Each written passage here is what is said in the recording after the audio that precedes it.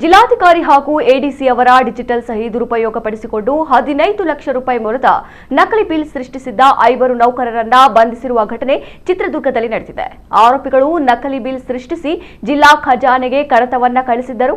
ಈ ವೇಳೆ ಸಹಿ ಬಗ್ಗೆ ಅನುಮಾನಗೊಂಡು ಖಜಾನೆ ಇಲಾಖೆಯಿಂದ ಆಕ್ಷೇಪಣೆ ಬಂದಿತ್ತು.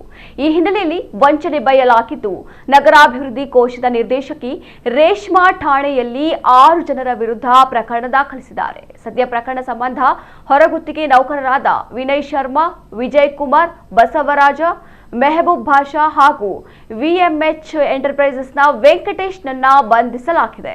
ಪ್ರಕರಣದ ಪ್ರಮುಖ ಆರೋಪಿ ಸೈಯದ್ ಸಾದಿಕ್ ಪರಾರಿಯಾಗಿದ್ದಾನೆ ಎಂದು ವರದಿಯಾಗಿದೆ. ಇನ್ನು ಡಿಸಿ ಕಚೇರಿಯಲ್ಲಿ ಡಿಸಿ ಹಾಗೂ ಎಡಿಸಿ ಅವರಿಗೆ ಸಂಬಂಧಿತ ಡಿಎಸ್ಸಿ ಕೀ ಕಳ್ಳತನ ಮಾಡಿದ್ದಾರೆ ಎಂದು ಓರ್ವ ಆರೋಪಿ ಮೇಲೆ ಕಳ್ಳತನ ಆರೋಪ ಕೇಳಿಬಂದಿದ್ದು, ಸದ್ಯ ಹೊರಗುತ್ತಿಗೆ ನೌಕರರನ್ನ ಕೆಲಸದಿಂದ ವಜಾಗೊಳಿಸಲಾಗಿದೆ. ಈ ಬಗ್ಗೆ ಸರ್ಕಾರಕ್ಕೆ ವರದಿ ಸಲ್ಲಿಸುವುದಾಗಿ ಜಿಲ್ಲಾಧಿಕಾರಿ ಟಿ ವೆಂಕಟೇಶ್ ತಿಳಿಸಿದ್ದಾರೆ.